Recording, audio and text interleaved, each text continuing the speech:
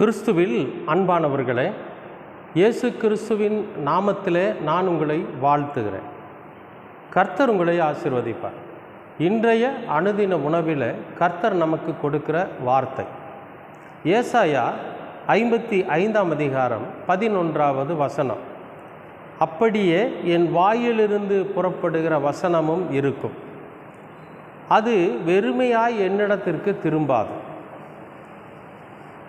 அது நான் விரும்புகிறதை செய்து நான் அதை அனுப்பின காரியமாகும்படி வாய்க்கும். அப்படியே அப்படின்னு ஆரம்பிக்கிறார் இந்த வசனத்தை. எப்படி அப்படின்னு பார்த்தா, அதுக்கு முந்தின வசனம் சொல்கிறார், மாரியும் உறைந்த மழையும் வானத்திலிருந்து இறங்கி. அதாவது பனியும் மழையும் வானத்திலிருந்து இறங்கி மறுபடியும் அங்கேயே திரும்பாமல் வந்துட்டு மறுபடியும் வானத்துக்கே போயிடாமல் இந்த பூமியில் சொல்கிறாரு, அவ்விடத்திற்கு திரும்பாமல் பூமியை நனைத்து அதில் முளை கிளம்பி விளையும்படி செய்து விதைக்கிறவனுக்கு விதையையும் புசிக்கிறவனுக்கு ஆகாரத்தையும் கொடுக்கிறது எப்படியோ அப்படி ஆண்டவருடைய வார்த்தை. கடவுளுடைய வார்த்தை அவரோட வாயிலிருந்து புறப்பட்டு வந்து வெறுமனே திரும்பாது. அது என்ன பண்ணுமா, எதற்காக அந்த வார்த்தை சொல்லப்பட்டதோ, எதற்காக அந்த வார்த்தை இந்த பூமிக்கு அனுப்பப்பட்டதோ அதை நிறைவேற்றிட்டு தான் கடவுளிடத்தில் திரும்பும். மறுபடியும் கடவுளிடத்தில் திரும்பும் அந்த வார்த்தை, அதை நிறைவேற்றிட்டு தான் திரும்பும். மழை பேஞ்ச உடனே வானத்துக்கு போயிடாது. மழை என்ன பண்ணு தெரியுங்களா, மழை கீழே பேஞ்ச உடனே அது பூமியை நனைக்கும். பூமி நனைஞ்சு பூமிக்கடியில் தண்ணீராக அது என்னாங்க கீழே இறங்கி நம்ம எல்லாம் குடிக்கிறதுக்கு தண்ணீராக அது பயன்படும். சில துளிகள் ஆறாக ஓடி போய் கடலில் கலந்து கடலிலிருந்து மறுபடியும் ஆவியாகி வானத்துக்கு போகும். அதனுடைய செயல்களை செய்து முடிச்சுட்டு தான் போகும். அதுபோல் ஆண்டவருடைய வார்த்தை எதற்கு அனுப்பப்பட்டதோ அந்த காரியத்தை நிறைவேற்றாமல் ஆண்டவரிடத்தில் திரும்பாது. அன்பானவர்களே, இன்றைக்கு கர்த்தர் நம்மை பார்த்து ஒரு வார்த்தை சொல்லியிருக்கிறார். என்னென்னா, நான் உங்களை ஆசீர்வதிப்பேன், நீங்கள் கையிட்டு செய்கிற எல்லா வேலைகளிலும் நான் ஆசீர்வாதத்தை செய்வேன், ஆசீர்வதிப்பேன் அப்படின்னு சொல்கிறார். அப்போ இந்த வார்த்தை வெறுமனே திரும்பாது. நிச்சயமாகவே நாம் ஆசீர்வதிக்கப்பட்டவர்களாக இருக்க முடியும். இன்றைக்கு கர்த்தர் உங்களை ஆசீர்வதிப்பார். ஒரு விஷயத்தை நல்லா புரிஞ்சுக்கணும். என்னென்னா, வானத்திலிருந்து பெய்கிற மழை பூமியில் பெஞ்சு பூமியில் இருக்கக்கூடிய விதை முளைக்கணும் அப்படின்னா என்ன இருக்கணும் தெரியுமா, அந்த பூமி பதப்படுத்தப்பட்டு இருக்கணும். இந்த மழை நீரை உறிஞ்சிக்கொள்ளக்கூடிய அளவுக்கு அந்த பூமி பதப்பட்டிருக்கணும்.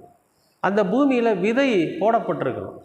அப்போ தான் என்ன ஆகுன்னு கேட்டிங்கன்னா, இந்த மழை வந்த உடனே அந்த பூமி நனைஞ்சு அந்த விதைக்குள்ளே இருக்கிற உயிர் வேர்களாக பூமிக்குள்ளே பாஞ்சு அது முளைச்சி மேலே பயன் தரும்.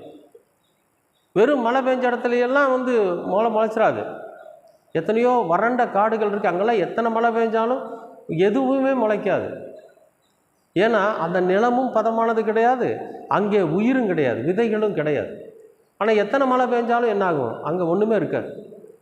ஆனால் பதப்படுத்தப்பட்ட நிலத்தில் மழை பெய்கிற போது அதில் விதைக்கப்பட்டிருக்கிற விதை உயிர் மறுபடியும் புதுப்பிக்கப்பட்டு வேர் இறங்கி அது முளைச்சி எப்படி நமக்கெல்லாம் உணவு கொடுக்கிறதோ, அதுபோல் கர்த்தருடைய வார்த்தை நம்முடைய இருதயத்துக்குள்ளே வர்றப்ப நம்முடைய இருதயம் பதப்படுத்தப்பட்டதாக இருக்கணும். நம்முடைய சிந்தனைகள் ஆண்டவருக்கு பிரியமானதாக இருக்கணும். நம்முடைய இருதயத்தில் கர்த்தருடைய வார்த்தைகள் விதைக்கப்பட்டதாக இருக்கணும். கர்த்தருடைய சிந்தனை விதைக்கப்பட்டதாக இருக்கணும். அவருடைய சுவிசேஷம் விதைக்கப்பட்டதாக இருக்கணும். அவர் சொல்லுகிற நம்ம கடினமாக உழைக்கிறவங்களாக இருக்கணும். நீங்கள் கஷ்டப்பட்டு வேலை செய்யுங்க, நான் உங்களை ஆசீர்வதிக்கிறேன்னு சொல்கிறார். நீங்கள் கையிட்டு செய்கிற ஒவ்வொரு வேலையிலும் என்னுடைய ஆசீர்வாதம் இருக்குன்னு சொல்கிறார். ஆசீர்வாதம் இருக்கும் என்பது அவருடைய வார்த்தை. நாம் கையிட்டு செய்யணுங்கிறது நம்முடைய முயற்சி, நம்முடைய விதை.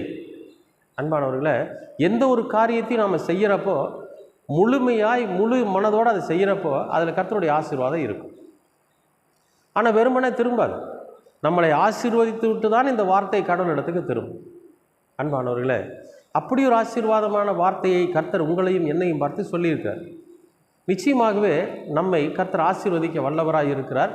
நிச்சயமாகவே ஆசீர்வதிப்பார். அவருடைய வார்த்தை நம்மை ஆசீர்வதித்து விட்டு தான் மறுபடியும் கடவுளிடத்துக்கு திரும்பும். அதற்கு நம்ம செய்ய வேண்டிய காரியம் ஒன்றுனா, நம்முடைய இருதயத்தை நம்ம பதப்படுத்தி இருக்கணும். நம்முடைய செயல்கள் அவருக்கு பிரியமானதாக இருக்கணும். நாம் நிச்சயமாகவே நாம் உழைக்கிற போது நம்முடைய உழைப்பை ஆசீர்வதிப்பார். நாம் உண்மை பேசுகிற போது நம்முடைய உண்மையை கர்த்தர் ஆசீர்வதிப்பார். நாம் நல்ல காரியங்களை செய்கிற போது, கிரியைகளை செய்கிற போது, அந்த கிரியைகளில் கர்த்தருடைய ஆசீர்வாதம் நிறைவாக இருக்கும். அன்பானவர்களே, அவருடைய வார்த்தை ஒரு நாளும் வீண் போகாது. நிச்சயமாகவே உங்களையும் என்னையும் கர்த்தர் ஆசீர்வதிக்க வல்லவராக ஆசீர்வதிப்பார். அந்த ஆசீர்வாதம் நமக்கு பக்கத்தில் நின்றுக்கிட்டு இருக்குது. அதை பெற்றுக்கொள்ளக்கூடிய அளவுக்கு நாம் நம்மை தகுதிப்படுத்தி கொள்ள வேண்டும். எதுலையாக இருந்தாலும் சரி, வேலையிலையாக இருந்தாலும் சரி, படிப்புலையாக இருந்தாலும் சரி, வியாபாரத்தில் இருந்தாலும் சரி, ஊழியத்திலாக இருந்தாலும், எதுவாக இருந்தாலும் நாம் அதை பெற்றுக்கொள்வதற்கு நாம் நம்மை தகுதிப்படுத்தி கொள்ளுகிற போது நிச்சயமாகவே கடவுளுடைய வார்த்தை நமக்குள்ளே கிரியை செய்யும். கர்த்தர் உங்களை ஆசீர்வதிப்பார். அன்பின் பரலோக பிதாவே, அருமையான நல்ல இந்த அனுதின உணவிற்காக நன்றி.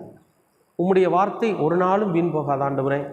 எப்படி மழை பூமியில் பெய்து எல்லா நிலங்களையும் நனைத்து அதில் இருக்கக்கூடிய விதைகளை உயிர்ப்பிக்க செய்கிறதோ, அதுபோல் உம்முடைய வார்த்தைகள் எங்களுடைய இருதயத்திற்கு வந்து எங்களை உயிர்ப்பிக்கும்படியாய் நாங்கள் உம்முடைய சமூகத்தில் கேட்கிறோம் ஆண்டவரே. உம்முடைய வார்த்தைகள் ஒரு நாளும் வெறுமனே திரும்பாத ஆண்டவரே. நீர் எங்களை ஆசீர்வதிப்பதாக சொன்ன வார்த்தை, அந்த வார்த்தை எங்களை ஆசீர்வதித்து விட்டு தான் உம்முடைக்கு வரும் ஆண்டவரே.